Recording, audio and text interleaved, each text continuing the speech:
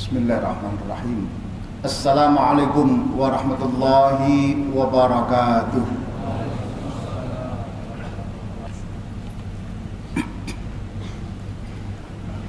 Innal hamdalillah nahmaduhu wa nasta'inuhu wa nastaghfiruh wa na'udzu billahi min shururi anfusina wa min sayyiati a'malina. May yahdihillahu fahuwal muhtadi wa may yudlil falan tajida lahu waliyyan mursyida. Asyhadu an la ilaha illallah wahdahu la syarika lah wa asyhadu anna Muhammadan abduhu wa rasuluh la nabiyya ba'dah. Allahumma salli ala nabiyyina Muhammad wa ala alihi wa sahbihi wa sallim ajma'in. Amma ba'du. Faya ayyuhal mu'minun rahimakumullah. Usikum wa nafsi bitaqwallah faqad fazal muttaqun. Kama qala Allah fil Qur'anil Karim, a'udzu billahi minasyaitonir rajim. Ya ayyuhalladzina amanu ittaqullaha haqqa tuqatih wa la tamutunna illa wa antum muslimun. Ma'asyiral muslimin jamaah Jumat rahimakumullah. Marilah kita selalu meningkatkan kualitas iman dan takwa kita dalam arti iman dan takwa yang sebenarnya, bukan iman dan takwa yang sekadar ada, yaitu iman dan takwa yang tercermin dalam kehidupan.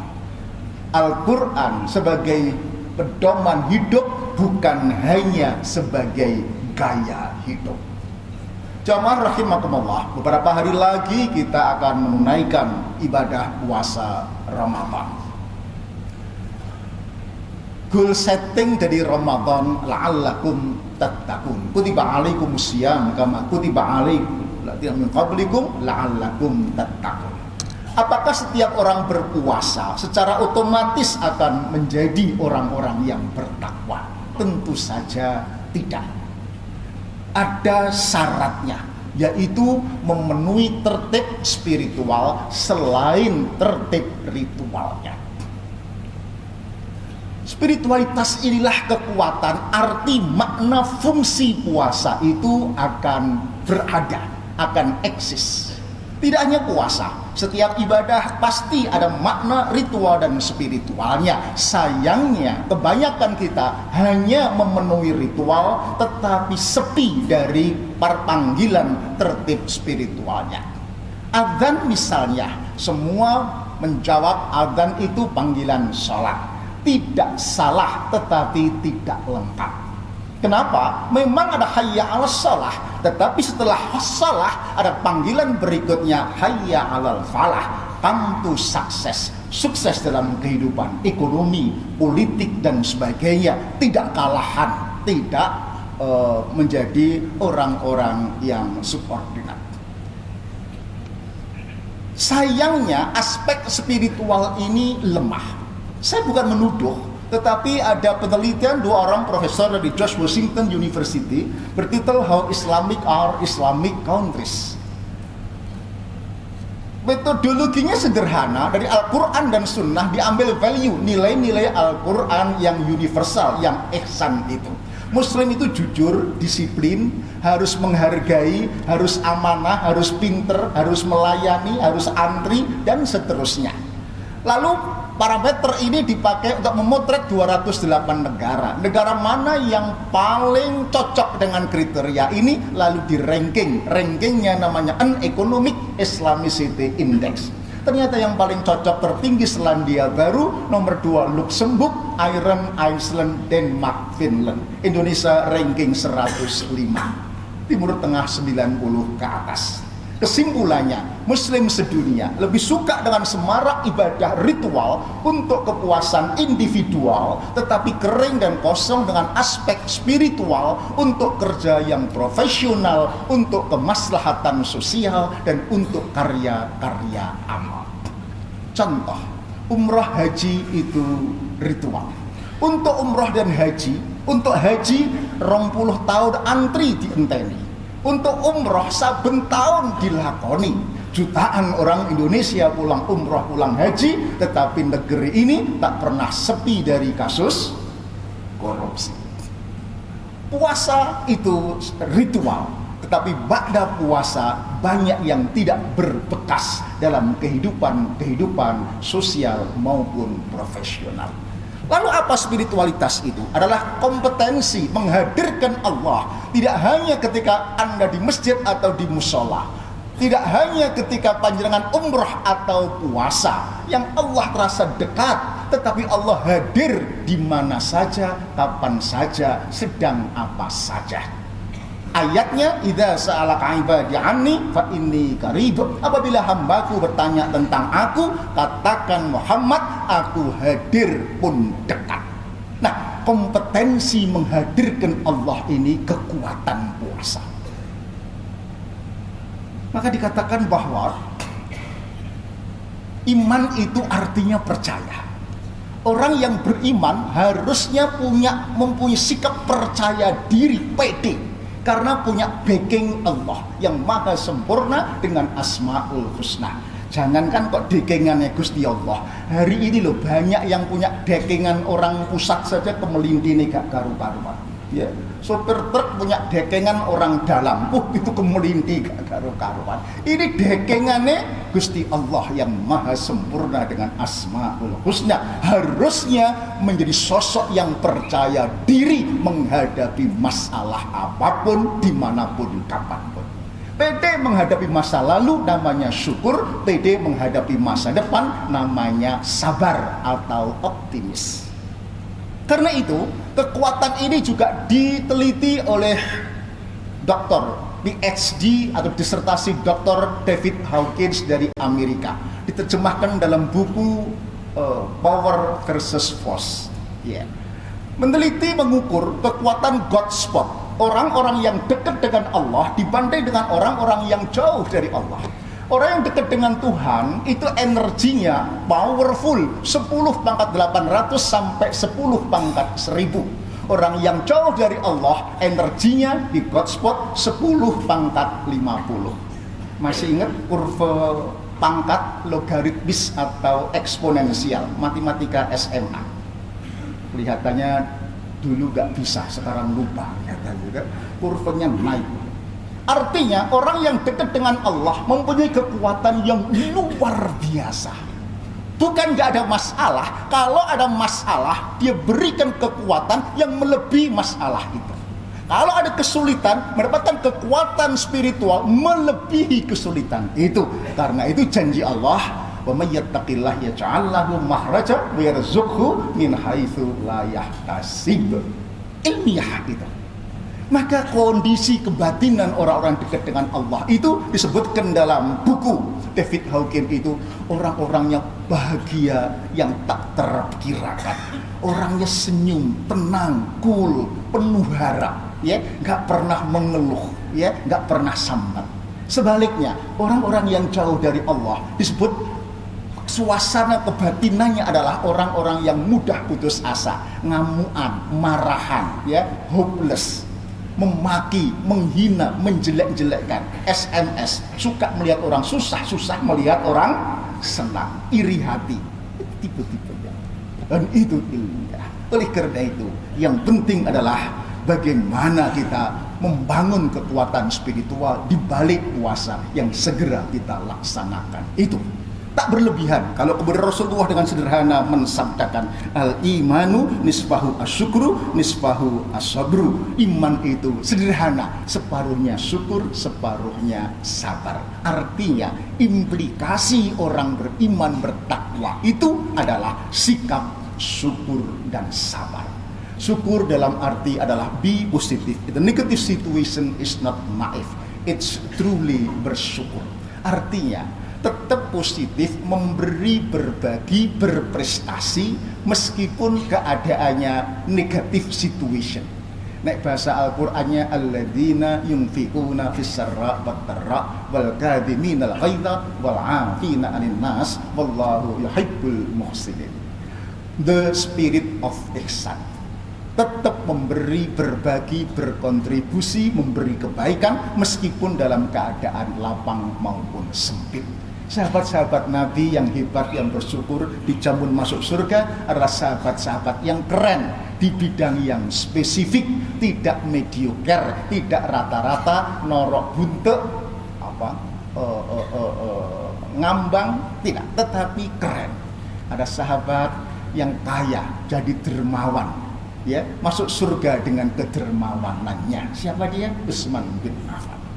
Ada penguasa yang kemudian masuk surga karena keadilannya, Umar bin Khattab.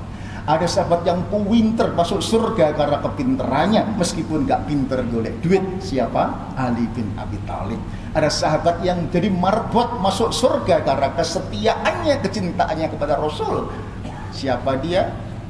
Bilal bin Rabah. Artinya surga itu harus dibeli dengan the spirit of ihsan tadi. Yang kedua adalah sabar. Bagaimana tetap bersama Allah menghadapi masalah, bukan mengandalkan kesombongan akal budi. Masalah apapun kita dapatkan, mendekatlah kepada Allah. Taqarrub ilallah. Nek bahasa daerah DP sama Allah. Dah, Ramadan ini ajang bulan untuk DP taqarrub ilallah.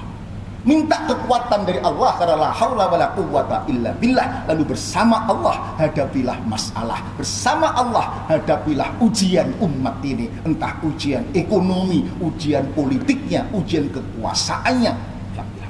Bersama Allah menghadapi masalah. Itulah makna innallaha ma'as sabirin. Itulah makna wa basyiris sabirin. Allah bersama orang-orang yang sabar. Berilah berita gembira kepada orang-orang yang sabar. Pramila wajah orang sabar itu ceria, semangat, senyum, ya, santun, ya, bersinar dan seterusnya. Terakhir, lalu bagaimana puasa? Ruh jiwa sederhana, tirakat selama puasa mampu menjadikan orang bersyukur dan bersabar. Narasi sederhananya kira-kira seperti ini. Jamaah rahimakumullah, ada teh panas manis diminum ketika berbuka puasa. Wenak atau wenak tenang? Wenak tenang. Teh panas manis sama, diminum setelah minum madu. Rasanya gimana? Hambar, gak ngalor, gak hidup. Persis. Ketika kita puasa, latihan tirakat sederhana, mengendalikan diri, maka seperti kita puasa tadi, ya, hidup kita sederhana, maka kita akan mampu menikmati meskipun hanya air putih, teh manis yang tidak seberapa, kopi encer sekalipun mampu menikmati. Sebaliknya, kalau hidup kita nggak pernah berpuasa, nggak pernah tirakat, nggak pernah mengendalikan diri, nggak pernah untuk sederhana, maka kita seperti minum madu.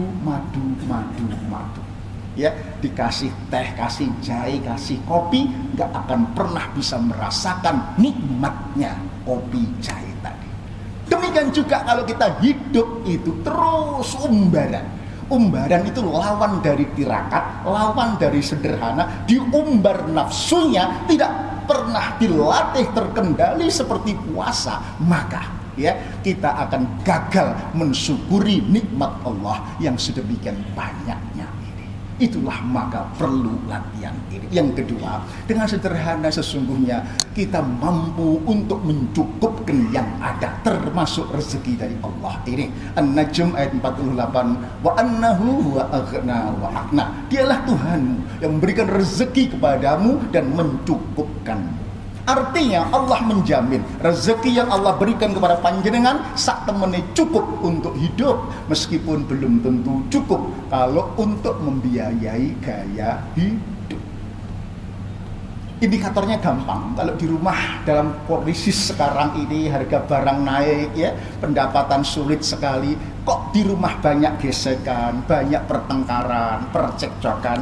Ingat hukum Newton waktu SMP, gesekan berbanding lurus dengan gaya-gaya. Kalau di rumah banyak gesekan, mungkin uripmu kakean gaya makan, pola pergaulan, pola penampilan, ya.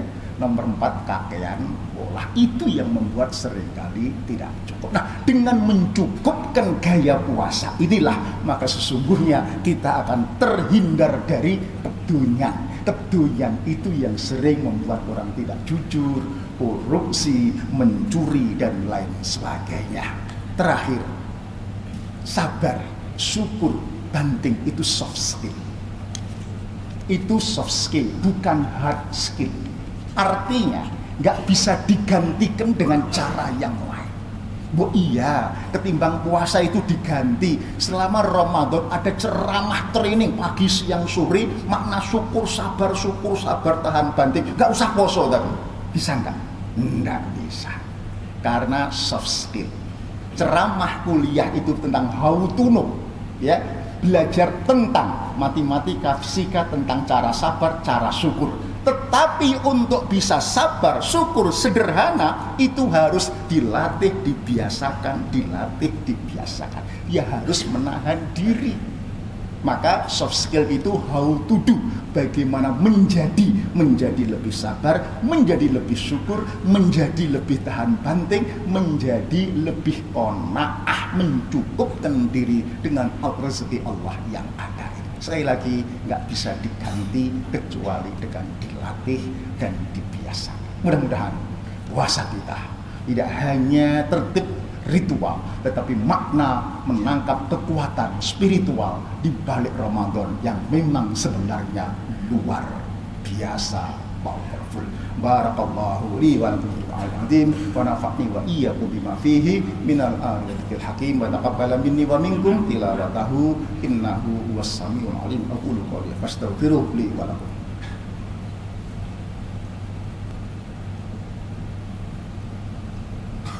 Alhamdulillahilladzi hadana li hadza wa ma kunna linahtadiya laula an hadana Allah. Asyhadu an la ilaha illallah wahdahu la syarika lah wa asyhadu anna Muhammadan abduhu wa rasuluhu la nabiyya ba'dah. Allahumma shalli ala sayyidina Muhammad wa ala ali sayyidina Muhammad. Setiap aturan dalam Islam ada dua sisi ritual dan sisi spiritual. Baik itu salat, baik itu siam, baik itu haji maupun yang lainnya. Hilangnya kekuatan umat Islam, hilangnya kekuatan yang dijanjikan di a'la li kalimatillah ini adalah karena banyak di antara kita yang hanya nguri-nguri ngopeni aspek ritual tetapi kosong, kering dengan sisi aspek spiritualnya. Sampai-sampai saya menulis 8 buku semuanya tentang spiritualitas. Spiritualitas kerja, spiritual leadership, spiritualitas parenting, spiritualitas apa saja. Karena saya meyakini disitulah kekuatan Islam akan betul-betul bangkit. Allahumma salli ala sayyidina Muhammad wa ala ali sayyidina Muhammad walhamdulillahi rabbil alamin hamdan syakirin hamdan na'imin hamdan yuafi ni'amahu wa yukafi'u mazidah. Ya Rabbana lakal hamdu kama yanbaghi li jalali wajhika wa 'azimi sultanik. Allahumma ighfir lil mu'minina wal mu'minat wal muslimina wal muslimat al ahya'i minhum wal amwat innaka sami'un qarib mujibud da'awat ya qadiyal hajat. Rabbana la tu'akhidna in nasina aw akhtana. Rabbana wa la tahmil 'alaina isran kama hamaltahu 'alal ladzina min qablina. Rabbana wa la tuhammilna ma la taqata lana bih wa'fu 'anna waghfir lana warhamna anta maulana fansurna 'alal qaumil kafirin. Rabbana la tuzigh qulubana ba'da idh hadaitana wa hab lana min ladunka rahmah innaka antal wahhab. Rabbana hab lana min azwajina wa dhurriyyatina qurrata a'yun waj'alna lil muttaqina imama. Rabbi ij'alni muqimas shalah wa min dhurriyyati rabbana wa taqabbal du'a. Rabbana atina fid dunya hasanah wa fil akhirati hasanah wa qina adzabannar wa adkhilnal jannata ma'al abrar ya aziz ya ghaffar ya rabbal alamin. Subhana rabbika rabbil izzati amma yasifun wassalamun alal mursalin walhamdulillahi rabbil alamin. Ibadallah innallaha ya'muru bil 'adli wal ihsan wa ita'i dzil qurba wal munkar wal baghi ya'idukum la'allakum tadhakkarun wa la dzikrullahi akbar.